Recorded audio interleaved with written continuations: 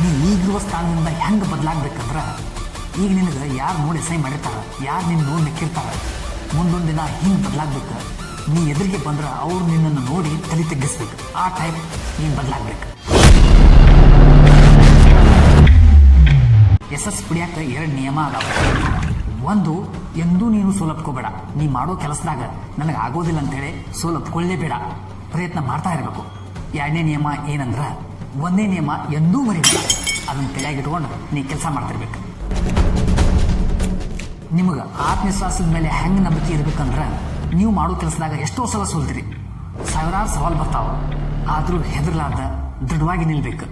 ಎಷ್ಟೋ ಸಲ ಸೋತರು, ಎಷ್ಟೋ ಸಲ ಬಿದ್ದರು, ಇನ್ನೊಂದು ಸಲ ನಾವು ಪ್ರಯತ್ನ ಮಾಡೇ ನೋಡೋಣ, ಈ ಸಲ ಗೆಲುವು ಸಿಗ್ತೈತೇನೋ ಅನ್ನೋ ಥರ ನಿಮ್ಮ ಆತ್ಮವಿಶ್ವಾಸ ಬೇಕು. ಆ ರೀತಿ ನೀವು ಕೆಲಸ ಮಾಡ್ತಾ ಇರಬೇಕು. ಎಂದಿಗೂ ನೀವು ಹೆದರಲೇಬಾರದು.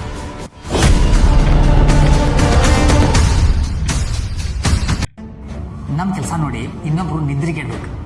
ಅದಕ್ಕೆ ಏನು ಮಾಡ್ಬೇಕಂತಂದ್ರೆ, ಮೊದಲು ನಾವು ನಿದ್ರಿಗೆಟ್ಟು ಕೆಲಸ ಮಾಡಬೇಕು, ಆಮೇಲೆ ಬೇರೆಯವ್ರು ನಿದ್ರೆ ಕೆಡ್ಸಕ್ಕೆ ಸಾಧ್ಯ ಆಗತ್ತೆ.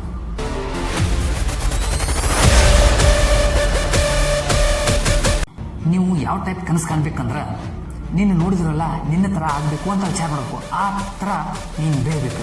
ಆ ಥರ ಏನಾದರೂ ಒಂದು ಪ್ಲ್ಯಾನ್ ಮಾಡಬೇಕು, ಏನಾದರೂ ಒಂದು ದೊಡ್ಡ ಸಾಧನೆಯನ್ನು ಮಾಡಬೇಕು. ಅಂಥ ಕನಸನ್ನು ಕಾಣಬೇಕು. ನೀ ಏನೇ ಒಂದು ಸಾಧನೆ ಮಾಡೋಕ್ಕೆ ವಿಚಾರ ಮಾಡು. ನೀ ಏನೇನು ಸಾಧನೆ ಮಾಡೋಕ್ಕೆ ಹೊಂಟ್ರೆ ಅದರಲ್ಲಿ ಸಾವಿರಾರು ಸವಾಲುಗಳು ಬರ್ತಾವೆ. ಎಷ್ಟೋ ಸಲ ಬೀಳ್ತಿ, ಎಷ್ಟೋ ಸಲ ಹೇಳ್ತಿ. ಆದರೆ ನಿನ್ನ ಕಡೆ ಛಲ ಇರಬೇಕು. ನಾನು ಗೆಲ್ತೀನಿ, ನಾನು ಮಾಡ್ತೀನಿ ಅನ್ನೋದು ದೃಢವಾದ ನಂಬಿಕೆ ಇರಬೇಕು. ಅಂದ್ರೆ ನೀನು ಏನಾದರೂ ಸಾಧಿಸ್ತಿ.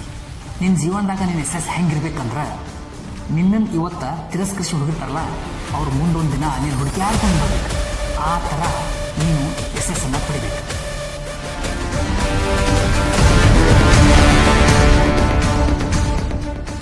ಎಲ್ಲಿ ಹುಟ್ಟಬೇಕು, ಯಾರು ಹೊಟ್ಟೆ ಹುಟ್ಟಬೇಕು, ಇದು ನಮ್ಗೆ ಗೊತ್ತೇ ಇಲ್ಲ.